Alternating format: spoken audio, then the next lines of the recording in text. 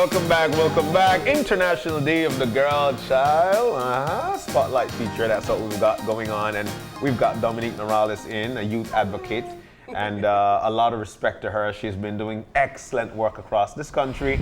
And so Girl sweet. Force, Unscripted and Unstoppable. Dominique, good morning. Good morning. How are you? I'm doing okay. What are you prepared to do for us today? Dance, sing, recite a poem? No. Dominique, go ahead. So the theme, as John said, for this year's International Day of the Girl Child is Girl Force, Unscripted and Unstoppable. And we think that you can share so much insight as a young person, as a young woman, as an activist, as somebody who speaks out very unscripted as well. That may have gotten me into some trouble. That's what usually happens. Trouble is good. Yes, it usually happens. But so, and that's what makes you unstoppable as well. So we just wanted to reflect on what it is like being a girl child in Belize, a female advocate, the work that you do, that you continue to do, the barriers that you want to break, that you experience. Let's just keep it open. Well, first of all, growing up as a girl is hard. I mean, and I don't regret being a girl. I love being a girl. I love being a feminine being. But sometimes I think in my experience growing up, you have your first experience of, and I think Miss Jenny touched on it in the previous segment, this sexualization.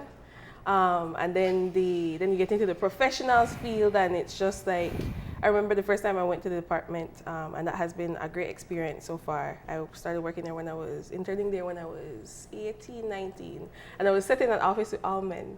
There were 3 young men, one Jamaican and the others locals, and immediately my job became secretarial, right? And I was like, I'm not here to do your work and to record your meetings and all that. I'm like, no, I'm here because I have a certain capacity, because I have a certain passion. Because of course it's a learning experience. Of course you have to learn the ropes, but immediately became, oh, you could do this for we, please do this for we, please put this in my calendar. I'm like, no, that's not how it works for me. Yeah. And of course, being a young person, it becomes harder because then when you navigate, then just upstart. Yeah, they just upstart. They just upstart like, the one who always they complain, and your complaining gets when really you're not complaining, you're just pointing out, hey, I think this makes more sense. Can we put more thought into it? Yeah. Can we put more perspective into it? Can we widen our viewpoint? So I think when you share your opinion, it's seen as complaining. Yeah, it's always complaining. It's always this one I should say again. They complain about again. She the loud mouth one. Yeah, the loud mouth one. Like she can't just stop talking. Sometimes I fall victim to that too, where I tell myself, like even yesterday at the event that IDB hosted at the Biltmore, the Change the Story event, I sat around the table and I was like, I don't want to talk today. Yeah. Like I've talked too much, or someone is gonna say, oh, just give somebody else a break. And really truly it has been a conscious thing to navigate, I need to speak on something, when sometimes just give somebody else a chance to speak. So it's this interesting navigation. That's not ideal. Yeah. You shouldn't have to dull your shine because and others don't rise to the occasion. And I wanted to just tap back into something which I think is a crucial part of the conversation. Dominique, clearly you're willing to go against the grain, and not necessarily, that doesn't mean that you want to be anti-establishment. That's always the first thought, but you are comfortable expressing yourself even if your thoughts fall outside of the norm. Of course. My question to you is, that's not easy for girls, and just I can say it from experience of being a woman.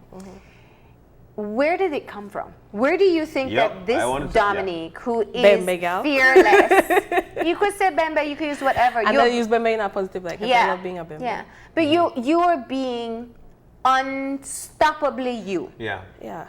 Where did that come from? Yeah, at what point did you reckon this? No, I mean, like, is there someone in your life driving that force, or? I think, well, I've been fortunate enough to be raised by Miss Charlotte Haas and my grandmother, Miss Hortense Alvarez.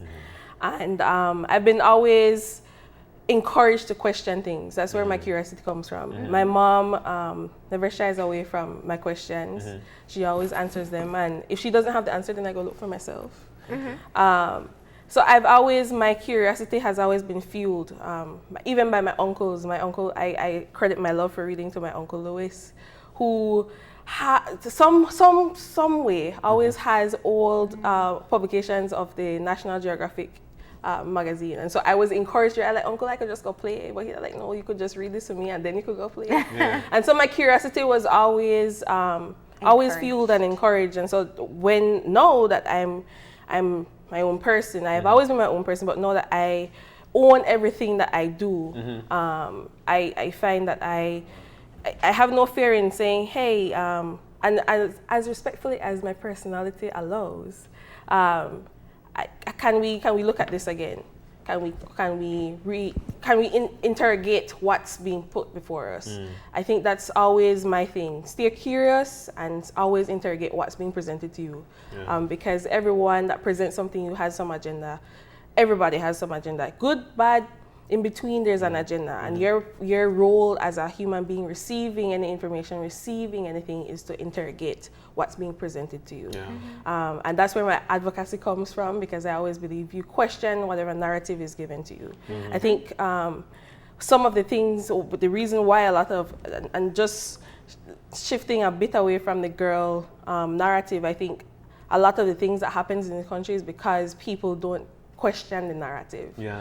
Because our children aren't taught to. And because our children aren't taught to. Because I have to say that we raise our children to just not question anything, because you're not supposed to. You're not supposed to talk now. This and all this and this a big people conversation. You're not supposed to talk now, and that's very detrimental, because you teach your children not to question anything, and then they grow up and not question anything, and they become persons who don't contribute to development. I have something, one of the things that I take away from what you're saying here is, earlier you mentioned that yesterday you decided, you know what, I'm not so much. I'm not going to say anything, and the reason for that is because I think that you're shying away from the fact that somebody might say, you know what, this gal will talk again, or she's a loudmouth.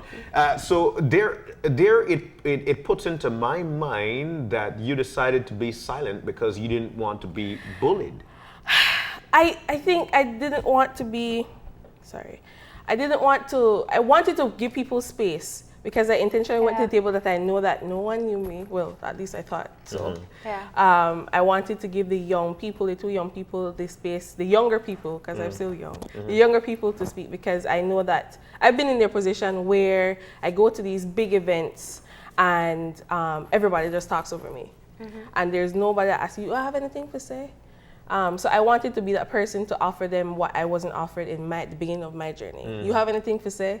And they had a lot to say. And in fact, they led the presentation after we collated our idea.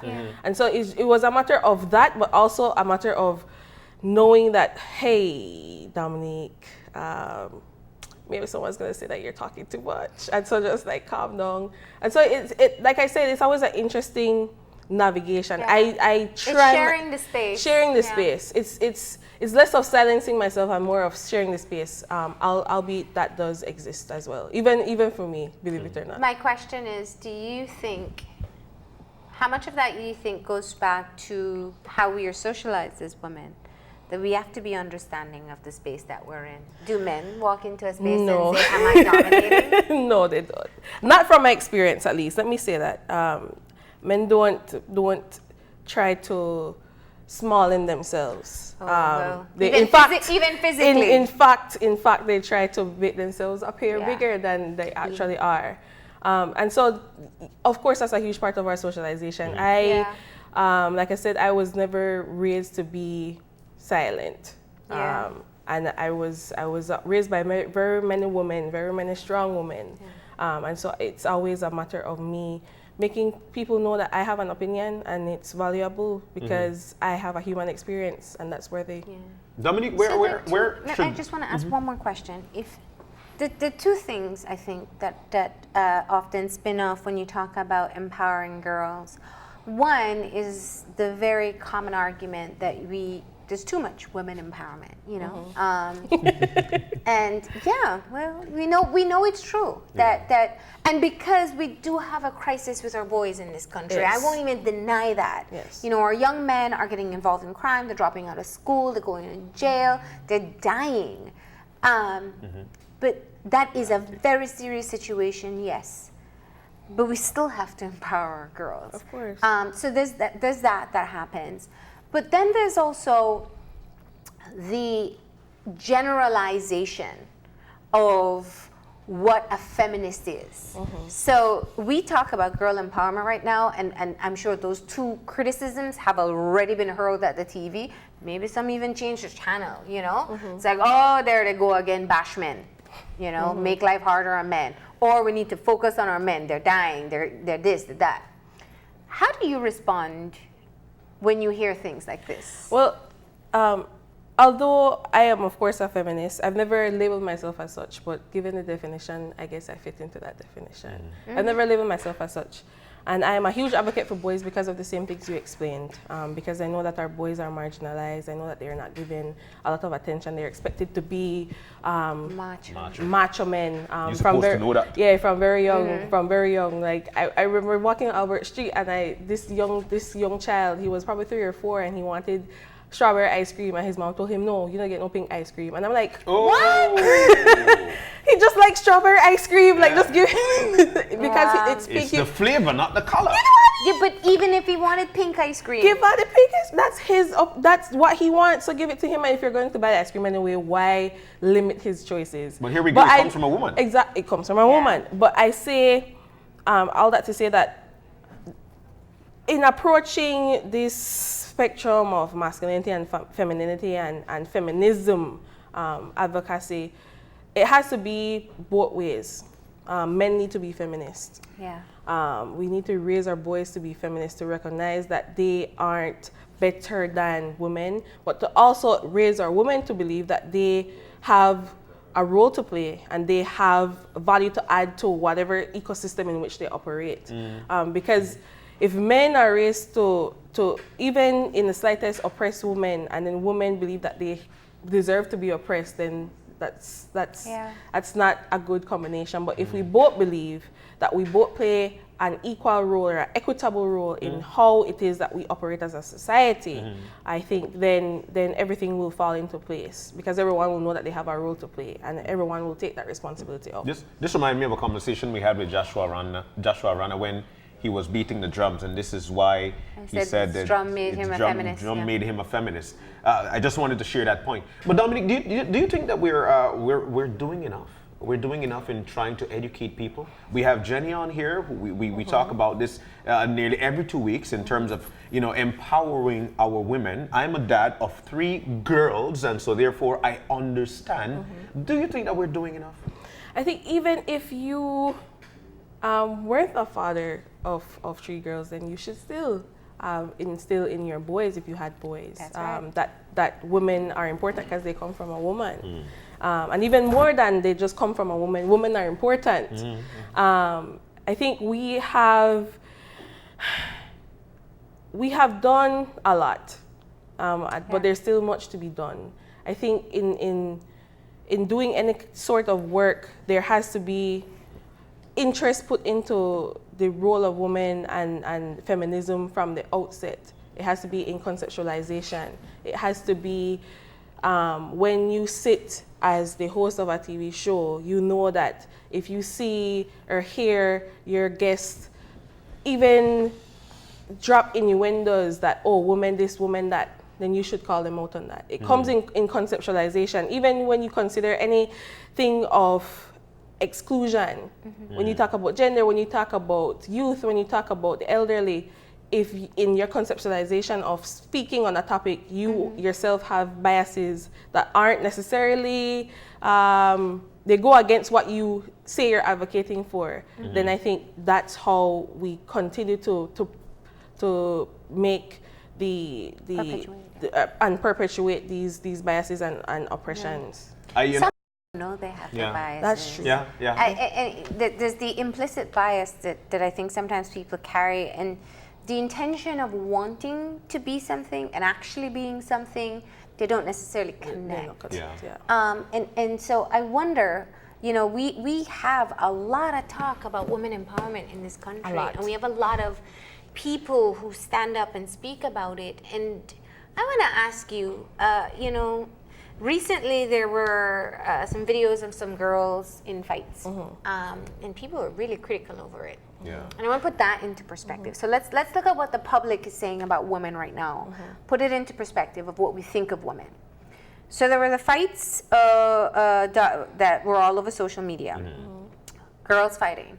We also have issues where a rape case or a sexual assault case is reported, and there's a lot of victim blaming, and specifically when the victim is female. And then we see different thoughts there. So, girl, if I'm to use the harshest comments that we see, shouldn't fight because they're girls, right? They're violent people, and we don't focus on them enough. And they're not really victims because, well, you know, they went out and looked for it. And I'm not saying this, I'm saying these are comments that we see on these issues. It says a lot of what we still think of our women today. Of course. I think no one is inherently violent. No one is born to be this belligerent kind of. There's something that led up to girls fighting. I mean, and boys fight too. So I don't know. I don't know why there's this victim blaming. When there's rape, listen to me. Rape is never the victim's fault. Never, ever, ever. There is no reason why any comments stemming from, oh, she may look for that, oh, it skirt me too short, oh, it dress me too tight, oh, it me drunk. She the flirt. If I can't tell you yes when I drunk, sir, I can't tell you no.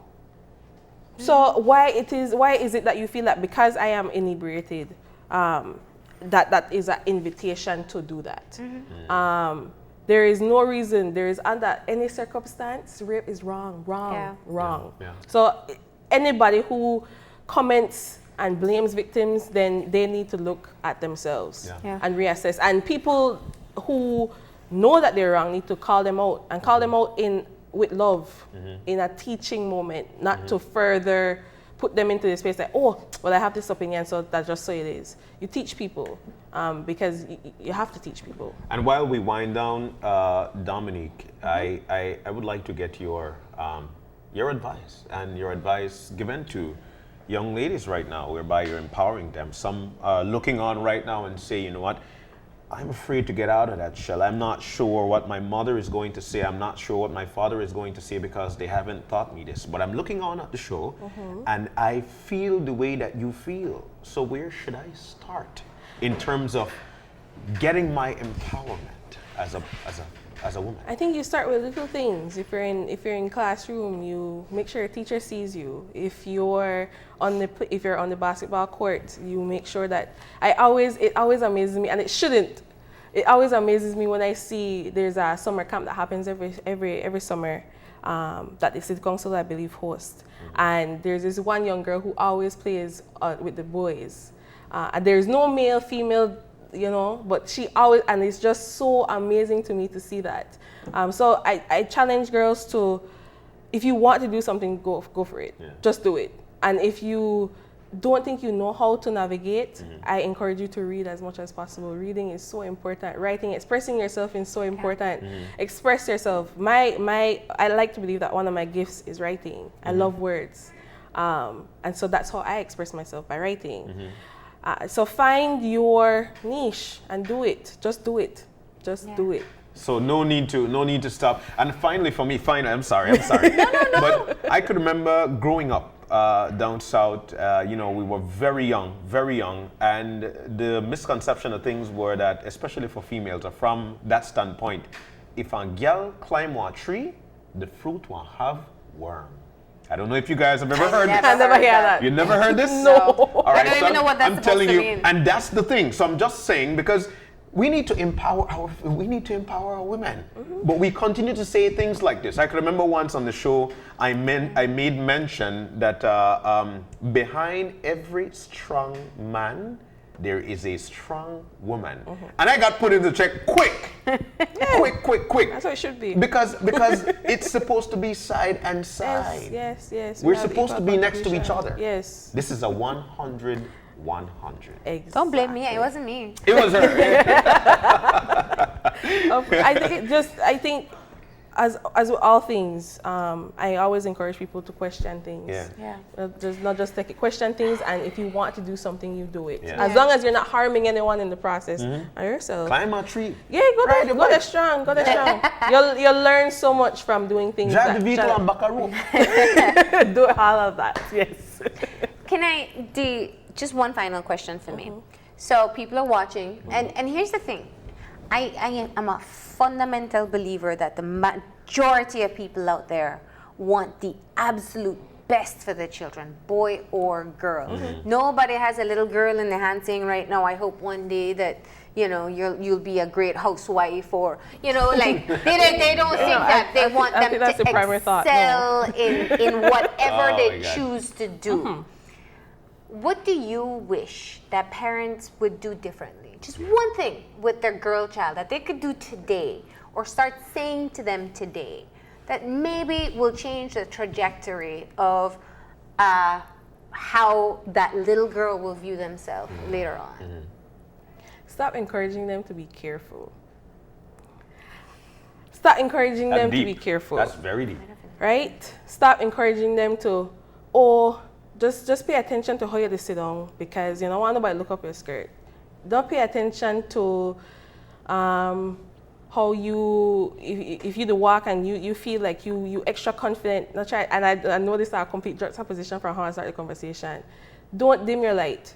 Don't encourage your girls to be careful. Let them be as big as they want to be. Let them be as loud as they want to be. I think as long as girls understand, as long as human beings understand, and girls especially understand that you have a right to be you, then there's no reason why anybody should try to dim that or make that lesser.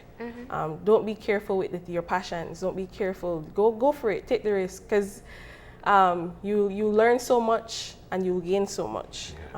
As a person, as a woman, you also inspire other girls to do more, to do better. You'll inspire more boys to do more and learn more and do better.